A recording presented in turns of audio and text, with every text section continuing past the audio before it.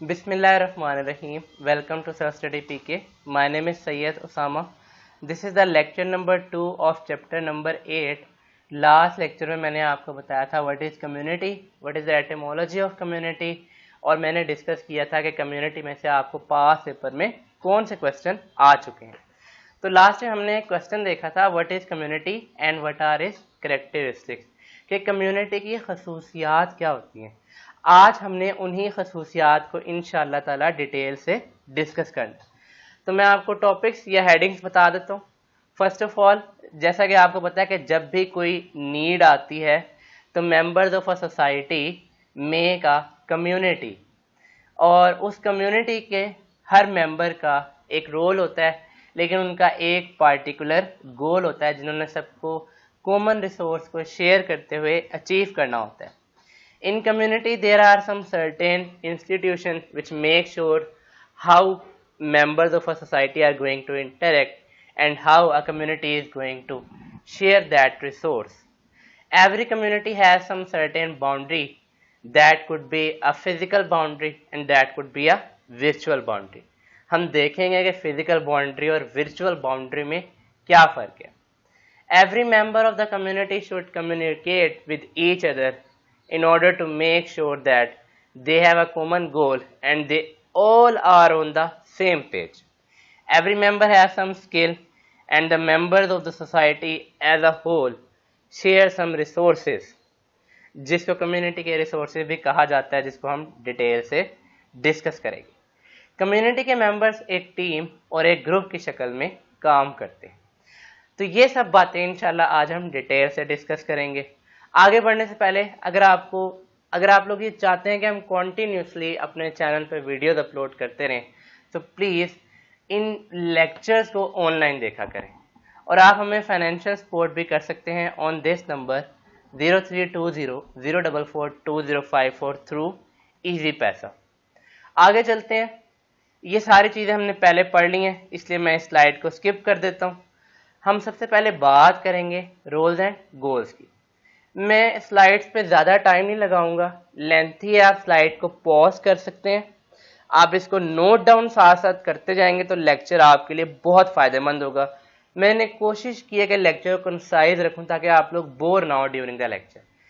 जैसा कि मैंने बताया, जब भी एक नीड होती है, एक कम्युनिटी बनती है और कम्युनिटी के मेम्बर्स का एक रोल होता है और हर रोल की एक एक्सपेक्टेशन होती है कि वो उस पार्टिकुलर नीड को फुलफिल करेगा. कम्युनिटी हमें एक सेंस ऑफ बिलोंगिंग देती है, एक आइडेंटिटी देती है, एक सेंस ऑफ पर्पस देती है. हमें लगता है कि हाँ, हम एक बड़े टारगेट को अचीव करने के लिए सब मिलकर मेहनत कर रहे हैं.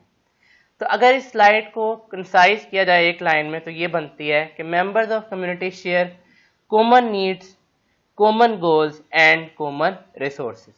उन रिसोर्सेज को इस्तेमाल करते हुए वो अपनी उन नीड्स को फुलफिल करते हैं जो कि उनका गोल है. हर कम्युनिटी के अंदर इंस्टीट्यूशंस होते हैं. इंस्टीट्यूशंस आपस में इंटरेक्ट करते हैं. अब यहाँ पे आपको, इसको मैं थोड़ी देर बाद दोबारा आता हूँ, यहाँ पे आपको सोशियोलॉजी के नज़रियात का इस्तेमाल करना होगा, जो कि हम इंशाअल्लाह ताला चैप्टर नंबर 11 में जाके डिस्कस करेंगे. 3 सोशियोलॉजिकल पर्सपेक्टिव हैं.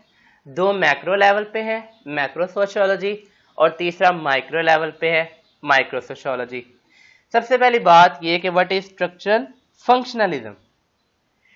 ये नज़रिया सोशियोलॉजी का हमें बताता है कि जो कम्युनिटी के अंदर इंस्टीट्यूट होते हैं वो आपस में इंटीग्रेट होते हैं, इंटरलॉक्ड होते हैं. एक इंस्टीट्यूशन दूसरे इंस्टीट्यूशन को हेल्प करता है, कोऑपरेट करता है in order to use the available resources, ताकि वो सोसाइटी के अंदर, कम्युनिटी के अंदर सोशल कंट्रोल और ऑर्डर मेंटेन कर सकें. ये कौन सा नज़रिया है? इसको कहते हैं स्ट्रक्चरल फंक्शनलिज्म, और ये मैक्रो लेवल पे है. ये हमें बता रहा है कि सोसाइटी के अंदर इंस्टीट्यूट रिसोर्सेज के ऊपर कोऑपरेट कर रहे हैं. हर इंस्टीट्यूट चाहता है कि दूसरा इंस्टीट्यूट भी उन रिसोर्सेज से उतना ही फ़ायदा उठाए जितना कि वो उठा रहे हैं, और सबका भला हो. लेकिन ये जो स्ट्रक्चरल फंक्शनलिज्म का जो नज़रिया है, ये अब पुराना हो चुका है. अब मॉडर्न नज़रिया क्या है? मॉडर्न नजरिया है सोशल कॉन्फ्लिक्ट पैराडाइम।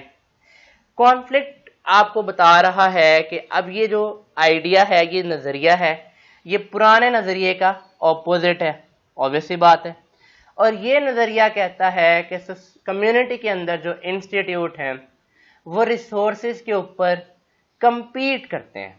वो ये नहीं चाहते कि बराबर बराबर का इस्तेमाल हो, बल्कि क्योंकि रिसोर्सेज अब महदूद हो चुके हैं, अब लोग ये चाहते हैं कि किसी तरह से सारे का सारा रिसोर्स उनके पास ही रहे, या यूं समझ लें आसान अल्फाज में कि अब सर्वाइवल ऑफ द फिटेस्ट है। जो इंस्टीट्यूट ज़्यादा ताकतवर होगा वो ज़्यादा रिसोर्सेज पे कब्जा करेगा, और उसके पास जिसका मैन पावर ज़्यादा होगी तो वही इंस्टीट्यूट सोसाइटी के अंदर, कम्युनिटी के अंदर ज़्यादा पावरफुल होके उभरेगा। यहाँ पे मैं आपको पाकिस्तान की एग्जांपल दे सकता हूँ। पाकिस्तान में जलजिला आ जाए, सैलाब आ जाए, कोई बिल्डिंग गिर जाए, एरोप्लेन क्रैश हो जाए, आपको वहाँ पे एक ही इंस्टीट्यूट की सबसे ज़्यादा प्रेजेंस नज़र आएगी, और वो है आर्मी। अगर कराची हो तो आपको छिपा और ईदी जैसे नाम भी सुनने को मिलेंगे, लेकिन सवाल ये है कि हर जगह आर्मी ही क्यों आती है? उसकी वजह यह है कि उसके पास रिसोर्सेज ज़्यादा हैं। अब रिसोर्सेज क्या क्या होते हैं वो भी इंशाअल्लाह ताला हम आगे आते वक्त डिस्कस करेंगे, लेकिन यहाँ पे ज़रा थोड़ी देर के लिए रुकें। अगर यूएसए में आपने देखा होगा, जिस तरह हमारे यहाँ के जो बच्चे होते हैं वो उन्होंने आर्मी को आइडियलाइज किया होता है। वो चाहते हैं कि हम बड़े होकर फौज में जाएंगे, हम पायलट बनेंगे, हम हमारे पास पिस्टल होगी। अगर आपने देखा हो यूट्यूब पे वीडियोस होती हैं जहाँ पे कैंसर के पेशेंट्स जो होते हैं बच्चे, वो कहते हैं कि हमने पुलिस में जाना है, वो कहते हैं हमने फायर फाइटर बनना है एक दिन के लिए। ऐसा क्यों है? वहाँ पे जितने भी इंस्टीट्यूशन हैं वो बहुत स्ट्रॉन्ग हैं, और उन्होंने हर पार्टिकुलर इंसिडेंट के लिए एक पार्टिकुलर इंस्टीट्यूट बनाया हुआ है, जिसके बाद उसके पार्टिकुलर रिसोर्सेज हैं, मैन पावर है, तमाम मनी है, पैसा है, सब कुछ है। लेकिन हमारे यहाँ मसला क्या है? हमारे पास इंस्टीट्यूट ही एक है जिसके पास तमाम के तमाम वसाइल हैं, इसलिए हमारे पास आइडियलाइज करने के लिए सिर्फ आर्मी ही बचता है। तीसरा नजरिया क्या है? Symbolic interaction. ये माइक्रो लेवल पे होता है, इसको माइक्रो सोशियोलॉजी में चैप्टर नंबर 11 में इंशाल्लाह डिटेल से डिस्कस करेंगे। अब हम वापस चलते हैं पिछली स्लाइड के ऊपर। जो इंस्टीट्यूशन होता है, हर इंस्टीट्यूशन का एक पार्टिकुलर कल्चर होता है जिसको वहाँ के लोगों ने फॉलो कर रहे होते हैं। Every member has to follow some particular values to maintain the order. Her institution के अंदर एक हिरार्की होती है, डेमोक्रेसी नहीं होती, ऑब्वियस सी बात है। अगर सीईओ है तो उसका डिसीजन एक जैनेटर के डिसीजन से ज़्यादा मायने रखता है। तो हर इदारे में ऐसा होता है, we have some certain hierarchical structure. अगर आप एक स्कूल की बात कर लें तो वहाँ पे प्रिंसिपल होता है, फिर वाइस प्रिंसिपल होता है, फिर मैनेजर्स होते हैं जो कि स्कूल को मेंटेन कर रहे होते हैं, फिर हमारे पास टीचर्स होते हैं जो क्लासरूम को मेंटेन कर रहे होते हैं, फिर हमारे पास अटेंडेंट होते हैं जो कि ब्रेक में या जब लेक्चर ओवर होता है वो बच्चों को ज़रा कंट्रोल कर रहे होते हैं, फिर हमारे पास गार्ड्स होते हैं जो गेट पे बाहर से आने वाले फैक्टरी से कंट्रोल कर रहे होते हैं, फिर हमारे पास जैनेटर्स होते हैं जो सफाई के मामलात को देख रहे होते हैं। तो इस तरह से हर एक हायरार्किकल स्ट्रक्चर है। लेकिन देखिए, गोल हमारे पास एक कॉमन है एजुकेशनल सेक्टर का कि हमने अपने स्टूडेंट्स को एजुकेशन प्रोवाइड करनी है। लेकिन अगर ये सारे लोग ना हो तो ऑब्वियसली बात है कि वो कम्युनिटी काम नहीं कर सकती। इस तरह पुलिस कम्युनिटी का हायरार्किकल स्ट्रक्चर कुछ और होगा, हॉस्पिटल्स का हायरार्किकल स्ट्रक्चर कुछ और होगा। हर मेंबर का एक रोल होता है जिसको हम देख चुके हैं। हर मेंबर से उस रोल का गोल एक्सपेक्ट किया जाता है, और हर मेंबर का सोसाइटी के अंदर, कम्युनिटी के अंदर, इंस्टीट्यूशंस के अंदर एक बिहेवियर होता है। अगर आप बात करें ओवरऑल इंस्टीट्यूशन की तो उससे कल्चर को हम ऑर्गेनाइजेशन कल्चर कहते हैं, और उसके बिहेवियर को हम ऑर्गेनाइजेशन बिहेवियर कहते हैं। लेकिन अगर आप बात करें एम्प्लॉयज़ की तो उसको हम एम्प्लॉय बिहेवियर कहते हैं। I hope you got all this point. ये सारे पॉइंट इस स्लाइड पे मैंने लिखे हुए हैं। वीडियो को थोड़ी देर के लिए पॉज कर लें, इसको 2 मिनट लगा के रीडिंग कर लें, आपको ये मेक श्योर हो जाएगा और आपका पेपर का क्वेश्चन अच्छा अटेम्प्ट हो जाएगा। इसमें रोज़ की बात की गई है, एक्सपेक्टेशंस की बात की गई है, और बिहेवियर की बात की गई है। I hope you people will pause that video और आप इसको नोट डाउन कर लेंगे। आगे चलते हैं, बाउंड्रीज की बात करते हैं। हर कम्युनिटी की एक बाउंड्री होती है। یاد رکھیے گا وہ باؤنڈری فزیکل بھی ہو سکتی ہے, وہ باؤنڈری ورچوئل بھی ہو سکتی ہے. سب سے پہلے میں آپ کو فزیکل باؤنڈری کی ایگزامپل دے دیتا ہوں. پولیس اسٹیشن, اگر آپ پاکستان میں ٹریول کر رہے ہیں تو آپ کو مین روڈ پہ بورڈ نظر آئے ہوں گے کہ یہاں سے اس پولیس اسٹیشن کی باؤنڈری شروع ہوتی ہے, مطلب جو پیچھے والے علاقے کا پولیس اسٹیشن ہے وہ اس علاقے میں کاروائی آ کے نہیں کر سکتا. یہ تو ہوگی ایک فزیکل باؤنڈری. ہر انسٹیٹیوشن کی, ہر کمیونٹی کی ایک باؤنڈری ہوتی ہے تاکہ دوسری کمیونٹیز کو ان سے بچایا جا سکے. جیسے پولیس آرمی کے میٹرز میں انٹرفیئر نہیں کر سکتی, آرمی پولیس کے میٹر میں انٹرفیئر نہیں کر سکتی. کچھ اور لا انفورسمنٹ ایجنسیز ہیں جن کے آپ معاملات میں انٹرفیئر نہیں کر سکتے. اب آج کل آپ کو خبروں میں ایک ادارہ نظر آتا ہوگا, نیب. اب پولیٹیشنز کیا کہتے ہیں کہ نیب کا اختیار نہیں ہے, مطلب اس انسٹیٹیوشن کا اختیار نہیں ہے کہ وہ ہمارے سے آ کے پوچھ سکے. تو اب یہ بات کلیئر نہیں ہے کہ اس کے پاس اختیار ہے کہ نہیں ہے, اسی لیے وہ کہتے ہیں کہ قانون میں چینج کیا جائے, امینڈمنٹ کی جائے, نیب کے اس احتساب کے ادارے کو ختم کیا جائے. لیکن یہ ہو سکتا ہے کہ نہیں ہو سکتا, یہ تو بات کی بحث ہے. اب ہم بات کرتے ہیں سائیکولوجیکل باؤنڈری کی. جیسا کہ آپ کے پاس فیس بک اکاؤنٹس ہیں, ٹویٹر اکاؤنٹس ہیں, آپ لنکڈ پہ بھی ہوتے ہیں, تو وہاں پہ جو آپ کی کمیونٹی ہوتی ہے وہاں پہ اس کی باؤنڈری نہیں ہے ایک طرح سے. ہاں یہ آپ کہہ سکتے ہیں کہ فیس بک پہ آپ کے پاس 5000 فینس, لیکن اگر آپ نے ایک پیج بنایا ہوا ہے تو آپ پہ یہ لمٹ بھی وہاں پہ نہیں ہے, لمٹ لیس ہے, کوئی باؤنڈری آپ کو نظر نہیں آتی. تو ایسی باؤنڈری کو ہم کہتے ہیں سائیکولوجیکل باؤنڈری. اگر ہم یوں سمجھیں کہ جو ٹریڈیشنل کمیونٹیز تھیں ان کی فزیکل باؤنڈری تھی, لیکن جو اب ورچوئل کمیونٹیز ہیں ان کی جو باؤنڈریز ہیں بس وہ سائیکولوجیکل باؤنڈریز ہیں, وہ فزیکل ورلڈ میں ایگزسٹ نہیں کرتی. تو کمیونٹیز کی جو باؤنڈریز ہوتی ہیں وہ ایک دوسری کمیونٹیز کو آئیڈینٹیفائی یا ڈسٹنگوش کرنے کے لیے بنائی جاتی ہیں. اب یہ باؤنڈریز بناتا کون ہے؟ یہ انسٹیٹیوشن خود بناتا ہے کبھی کبھار کہ ہماری کمیونٹی یہ, ہم نے اس سے باہر نہیں جانا, اس سے باہر انٹرفیئر نہیں کرنا. اب میں آپ کو ایک بات بتاتا ہوں, اگر ہر انسان بھی اپنی ایک باؤنڈری بنا لینا اور جو اس کے پاس اختیارات ہیں ان کو سوچتے ہوئے اپنا گول ایک پرسکرائب کر لے تو اس کی زندگی بہت اچھی ہو سکتی ہے. زیادہ تر ہمارا مسئلہ کیا ہوتا ہے, ہم ایسی چیزوں کے بارے میں سوچ رہے ہوتے ہیں یا اسٹرگل کر رہے ہوتے ہیں جو ہمارے اختیار سے باہر ہوتی ہیں, اور جو ہمارے اختیار میں ہوتی ہیں ہم اس کے اوپر ایفرٹ ہی نہیں کر رہے ہوتے. تو یہ بہت غلط ہے. تو ہمیں بھی چاہیے کمیونٹی کی طرح ہم اپنی ایک باؤنڈری خود سے اسائن کر لیں. ممبرز آف دا کمیونٹی بناتے ہیں کہ ہماری یہ باؤنڈریز ہے, ہم نے اس کے باہر نہیں جانا. کبھی کبھار گورنمنٹ میں انٹرفیئر کرتی ہے. آپ کو یاد ہوگا آج سے 5 سال پہلے تک یوٹیوب کے اوپر, جو کہ ایک سوشل میڈیا ہے, ہمارے گورنمنٹ نے باؤنڈری لگائی ہوئی تھی, اس کو لمٹ کیا ہوا تھا. پاکستان میں آپ اس کو پراکسی کے بغیر چلا نہیں سکتے تھے, ایکسیس نہیں کر سکتے تھے. اس کی وجہ کیا تھی کہ انہوں نے کچھ ایسی ویڈیوز اپلوڈ کی ہوئی تھی جس میں ہمارے پیارے نبی پاک صلی اللہ علیہ وسلم کے اوپر بےہودہ باتیں کی گئی تھی. تو گورنمنٹ بھی انٹرفیئر کر سکتی ہے جب اس کمیونٹی کی کچھ ایسی چیزیں جو کہ ہمارے آئیڈیاز, ہمارے ایک سوشل کلچر سے تضاد کر جائیں. تو members of the community itself and government can impose boundaries. آگے چلتے ہیں. اگر کمیونٹی کی باؤنڈریز نہ ہو تو اس کے جو ممبرز ہو جاتے ہیں وہ انفوکس ہو جاتے ہیں, ٹارگٹ سے ہٹ جاتے ہیں, ان کوآرڈینیٹ ہو جاتے ہیں, اور پھر ان کے لیے اس کمیونٹی کا پارٹ رہنا مشکل ہو جاتا ہے. آپ کو پتہ ہے جب ہمارے پاس کوئی بھی ہیڈ نہ ہو تو آپ کو پتہ ہے یہ ایک منارکی کی سچویشن انارکی کی سچویشن کریٹ ہو جاتی ہے. جب کوئی ہیڈ نہیں ہوتا تو تمام لوگ اپنے آپ کو ہیڈ سمجھنے لگتے ہیں اور اسٹیٹ ود ان اسٹیٹ والا سچویشن کریٹ ہو جاتا ہے. لا اینڈ آرڈر کو مینٹین کرنا مشکل ہو جاتا ہے. ہر بندہ پھر اپنے آپ کو ہیڈ سمجھنے لگتا ہے, پھر ایک ٹوٹل کیوس کی طرف آپ چلے جاتے ہیں. اس لیے سوسائٹی کی باؤنڈریز ہونا, کمیونٹی کی باؤنڈریز ہونا لازمی ہے, انسٹیٹیوٹ کی باؤنڈریز ہونا لازمی ہے. آگے چلتے ہیں. کمیونٹی کے ممبرز ہوتے ہیں. جو کمیونٹی ہوتی ہے وہ اپنے ممبرز کو اون کرتی ہے, بلکہ ایون ان کی پراپرٹی کو بھی اون کرتی ہے, ان کی ہر چیز کو اون کرتی ہے. اور وہ اس اونرشپ کو میک شور کیسے کرتی ہے؟ کمیونٹی کا اپنے ممبرز کے ساتھ کمٹمنٹ ہوتی ہے کہ آپ نے اتنا کام کرنا ہے ہمارے لیے, ہم آپ کو یہ سہولیات پرووائڈ کریں گے.